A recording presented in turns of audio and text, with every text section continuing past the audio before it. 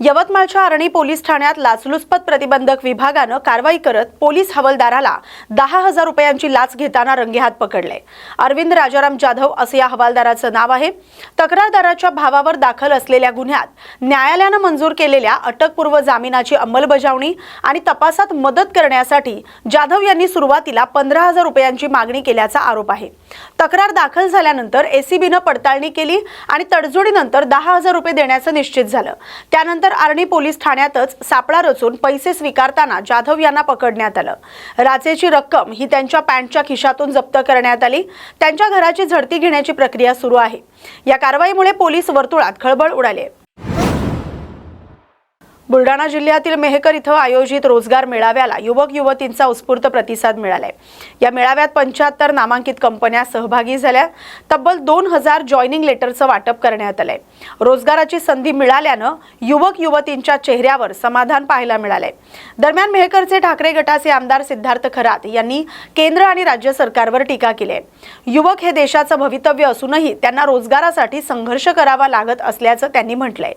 केंद्रीय राज्यमंत्री प्रतापराव जाधव यांच्या सत्तेसोबत येण्याच्या वक्तव्यावरही खरात यांनी प्रतिक्रिया देत आपण उद्धव ठाकरे यांच्या सोबतच राहणार असल्याचं स्पष्ट केलंय।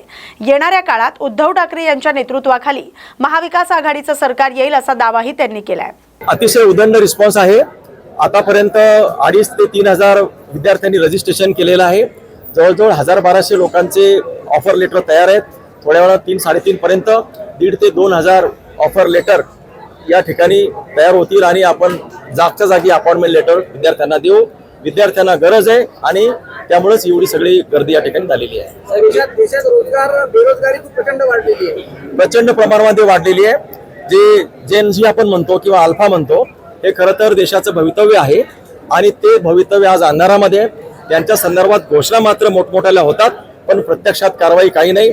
आजही ग्रामीण भागामध्ये ग्राउंड रियालिटी अशी आहे की गावागावामध्ये बेरोजगारांची संख्या आहे। ते त्यांना संकोचामुळे म्हणा, भीड त्यांची चेपली नसल्यामुळे म्हणा, ते बाहेर येत नाहीत। मुंबई पुणे सारख्या ठिकाणी ते कंपनीमध्ये जाऊन उभे राहू शकत नाही। MPSC किंवा या परीक्षा ते पास होऊ शकत नाही आणि म्हणून त्यांना धीर देण्यासाठी, आत्मविश्वासाचं बळ देण्यासाठी हा रोजगार मेळावा मी या ठिकाणी आयोजित केला। त्यांना विश्वास वाटला। सगळे मुलं या ठिकाणी ओसंडून गर्दी केलेली आहे। बघत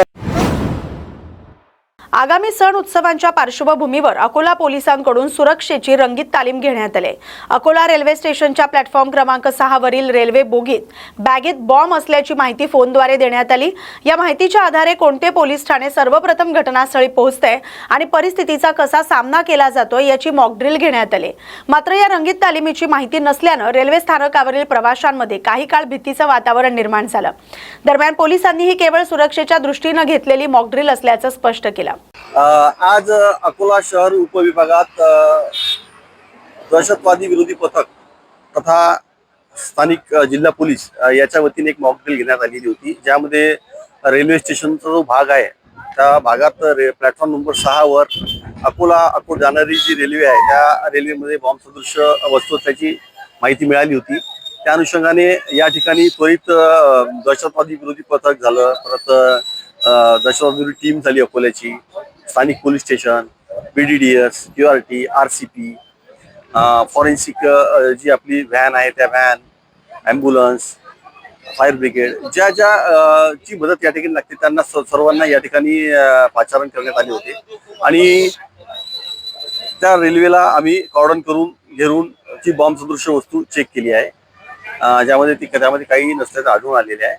आणि या अनुषंगाने आता येणारे सण उत्सव पाहता पोलिसांचा व जे संरक्षण दल काम करतात त्याचा रिस्पॉन्स टाइम कसा आहे व ते घटनास्थळी येऊन कशा प्रकारे रिस्पॉन्स देतात, कशा प्रकारे चेकिंग करतात, SOP प्रमाणे काम करतात की नाही याची एक रंगीत तालीम घेण्यात आली होती आणि ती एक योग्य प्रकारे प्रत्येकाने आपापले कर्तव्य पार पाडलेले आहे।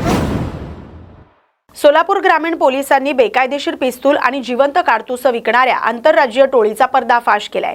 अकलूज पोलीस आणि विशेष पथकानं केलेल्या कारवाईत 17 पिस्तूल, 47 जिवंत काडतूस आणि 1 कार असा 18,47,000 रुपयांचा मुद्देमाल जप्त करण्यात आलाय। या प्रकरणी 6 आरोपींना अटक करण्यात आले। आणखीन 2 आरोपी फरार आहेत।